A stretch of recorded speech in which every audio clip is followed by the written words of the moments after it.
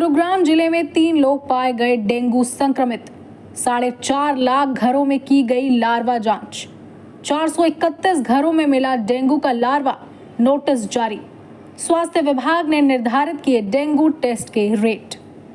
जिले में 3 लोग डेंगू संक्रमित पाए गए हैं। इनमें 2 केस वजीराबाद पीएचसी क्षेत्र के अंतर्गत हैं, जबकि 1 केस गांधीनगर एरिया में है। इन सभी का इलाज जारी है। स्वास्थ्य विभाग के अधिकारियों के माने तो डेंगू के डंक से शहरवासियों को बचाने के लिए तैयारी हर स्तर पर पूरी है। अस्पतालों को डेंगू वार्ड बनाए जाने के निर्देश जारी कर दिए गए हैं। इसके साथ ही डेंगू टेस्ट के रेट निर्धारित किए जाने के साथ ही सिंगल डोनर प्लेटलेट्स के भी रेट निर्धारित कर दिए गए हैं। स्वास्थ्य विभाग के निर्देशों की पालन न करने वाले के खिलाफ सख्त कार्रवाई की जाएगी। Civil surgeon doctor Virendra Yadav की माने तो डेंगू को लेकर विभाग पूरी तरह से सक्रिय है।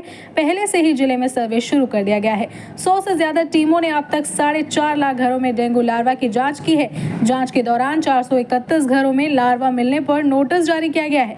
400 से ज्यादा संदिग्धों की जांच की गई है। इसके अलावा 3 महीने के लिए विभाग में ब्रीडिंग चेकर्स की नियुक्ति करने का भी कार्य शुरू कर दिया गया है। सिविल सर्जन की माने तो डेंगू का मच्छर देर शाम से लेकर अल सुबह तक सक्रिय रहता है। ऐसे में बचाव जरूरी है। उन्होंने लोगों से अपील की है कि वे डेंगू के डंक से बचने के लिए पूरी बाजू के कपड़े पहने। शॉर्ट्स पहनने की बजाय पैंट और ट्राउजर डालें ताकि शरीर पूरी तरह से ढका रहे और मच्छर को काटने का मौका न मिले।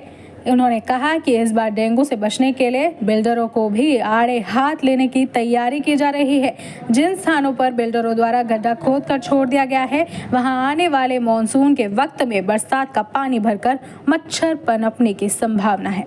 ऐसे में उन्होंने बिल्डर को भी हिदायत दी है कि वे आगे गड्ढों को बंद कर दें ताकि पानी एकत्रित न हो सके। यदि कहीं एकत्रित पानी में मच्छर का लार्वा मिलता है तो इस पर नोटिस देने के साथ ही जुर्माना लगाए जाने की भी कार्रवाई की जा सकती है।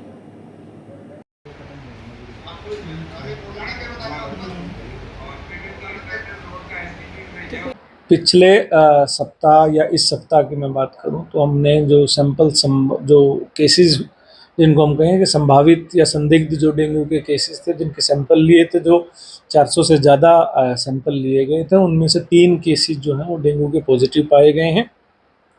2 जो केस थे वो वजीराबाद या फरूखनगर जो हमारी CHC है उसके अंडर, जो वजीराबाद हमारी PHC आती है उसके एरिया को बिलोंग करते हैं, और एक हमारा ओल्ड गुरुग्राम में गांधीनगर एरिया जो है एक केस, बल्कि जो गांधीनगर में है वो एक बच्चा जो है 10 वर्षीय बच्चा, उसका वो है डेंगू पॉजिटिव पाया गया है।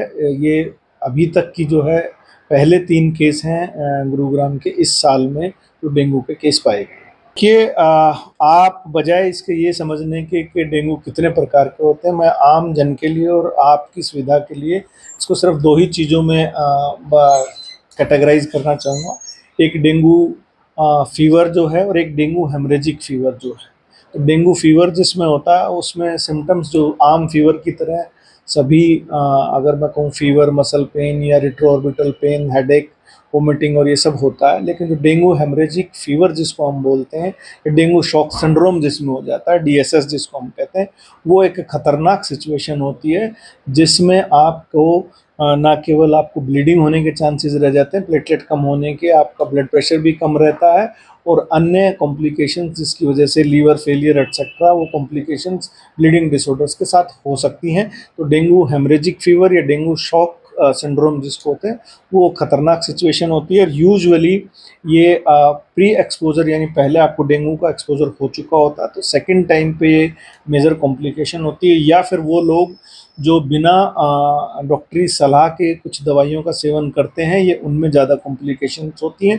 क्योंकि हम बार बार पहले भी सलाह देते रहे कि डेंगू या किसी भी फीवर में यूजुअली हमें सिर्फ पैरासीटामोल का सेवन करना चाहिए। अन्य दवाइयों का सेवन करने से कई बार ब्लीडिंग टेंडेंसीज और कॉम्प्लिकेशंस बढ़ जाती हैं।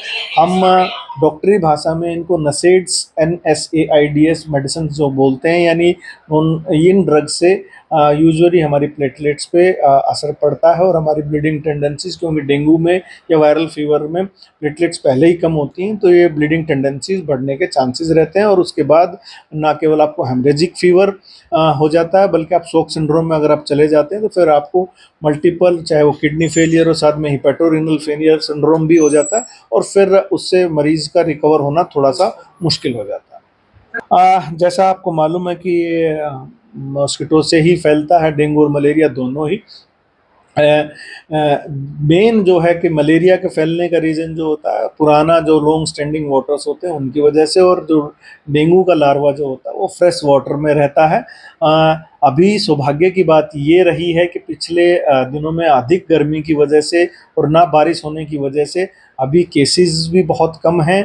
ना केवल मैं ये कहूँ संभावित या संदिग्ध केस भी बहुत कम हैं। इसी वजह से अभी सिर्फ 500 तक ही सैंपल लिए गए हैं, और जहाँ तक है कि तकरीबन हमने 3 लाख घरों का सर्वे जो है पिछले महीने किया था। इस महीने हमने तकरीबन 1.5 लाख घरों का और सर्वे किया।